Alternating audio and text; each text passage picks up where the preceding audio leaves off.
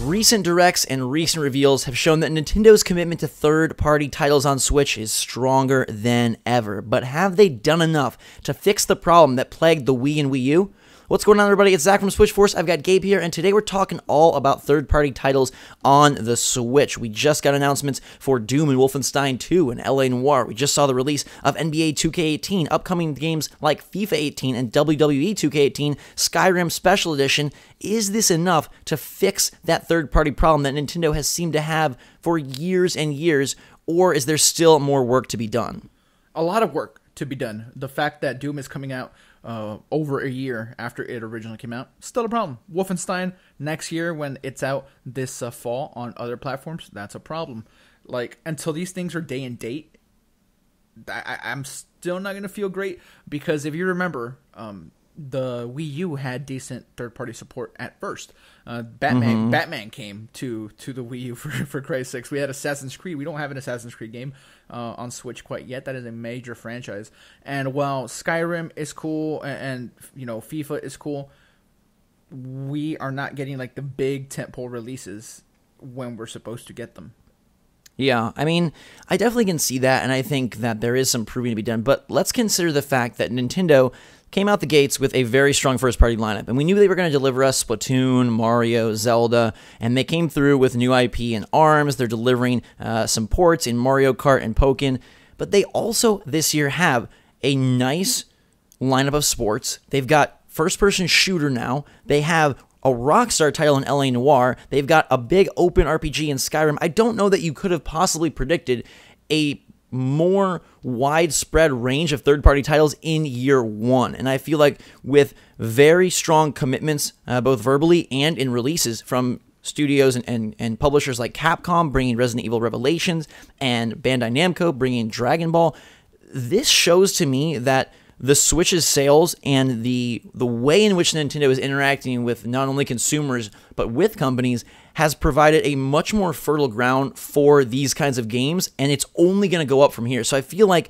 the worry initially was like, oh gosh, what do they have third party? They've got Payday 2, and now Payday 2 hasn't even come out, but now we're looking at a list that includes Wolfenstein 2, and yes, you're right, Gabe, they don't have day and date on a lot of these, but some, like the Lego Ninjago movie game, while not as massive a title, they do have day and date. And NBA 2K18, there was the kerfluffle with digital versus physical, but they got day and date on that early tip-off edition for digital. I feel like if those titles have already secured day and date, and we're still in this early year, to me it seems like the worry is gone. I'm not saying that Nintendo has a problem with third parties right now, because they don't. There is a steady influx of releases coming from third-party developers, publishers, everything. Plus, the indie scene is thriving over there. So, I no longer think that the Switch... I never thought this about the Switch, but the Wii U being like a Nintendo machine where you exclusively play Nintendo software and nothing else, I don't think that's the case with the Switch at all. But, it'd be really nice to have the option to play some of these big games on my favorite console that I can take portably, because a year from now, when I already played Wolfenstein 2, that's no longer attractive to me. Maybe I'll play it just to see what it's like, but since Wolfenstein is just a single player only experience, and I say this often, and I don't mean to go off on tangents about it, but for games like that, I'll play on PC primarily, all the time. I can play in 1440p. I can play with really high-end graphics, so me waiting for a Switch version months and months, it's not likely to happen. And I wonder how many people are in that position where they want to buy it for the Switch because they love the console so much, but that wait, it has to be agonizing if you're hardcore about video games like this. For sure, and I think that's an interesting statistical breakdown. What is the third-party confidence level of multi-console owners versus the third-party confidence level of single-console owners? I feel like if you just own a Switch, maybe you're feeling a lot higher about it because you are going to get to play a crazy graphically intense first-person shooter in Wolfenstein 2 for the first time on a Nintendo console. That's a great get. If you really are into that kind of game and FPS, you don't now have to go out and pick up a PS4 or have a gaming PC to make that happen. You can find that at home on the Switch. And sure, it doesn't have everything, right? We're not getting Battlefront. We don't have Marvel vs. Capcom Infinite. We're not getting, Call of Duty. But I feel like the early returns on third party, so long as they sell well, right? We don't have numbers on NBA yet. We don't obviously have numbers on Skyrim or LA Noire, things that will be quite telling. But if these perform as early things from some of the other companies like Bandai Namco and Capcom and things have, I think 2018 is set up to be even stronger. I mean, do you foresee any situation where the third party support does anything but go up from here?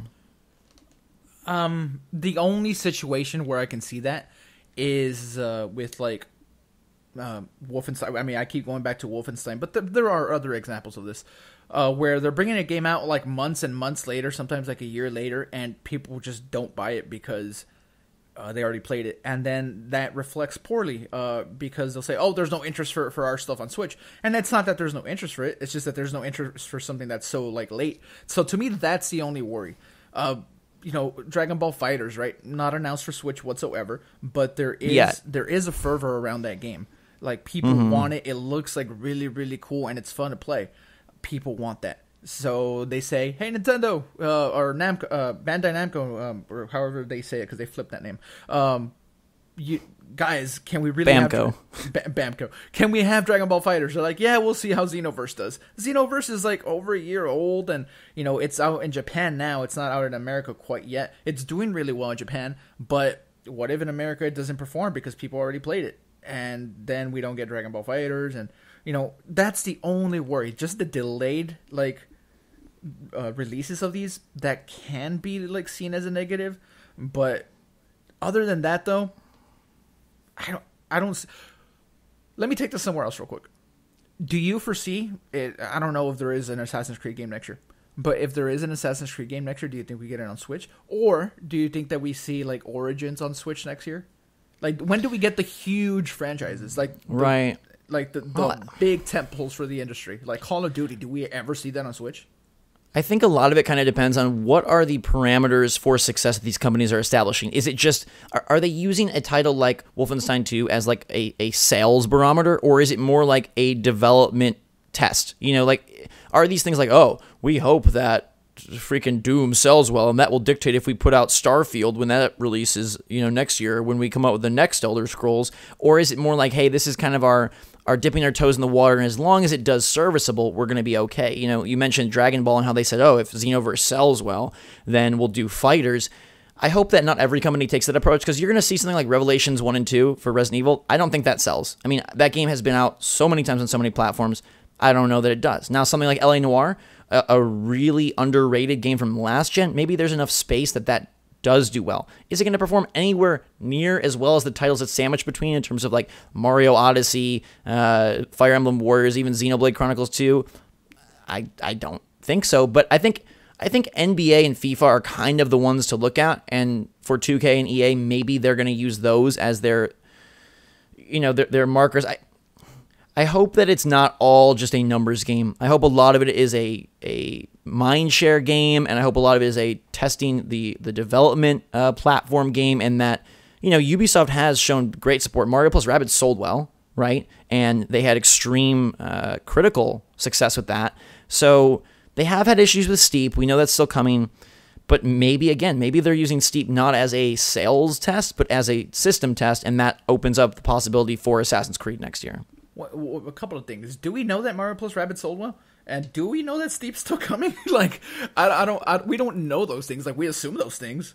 But I mean, they have said that Steep is still coming. Sure, we'll believe. And that they're working out on it. Why? Why are they working on Steep?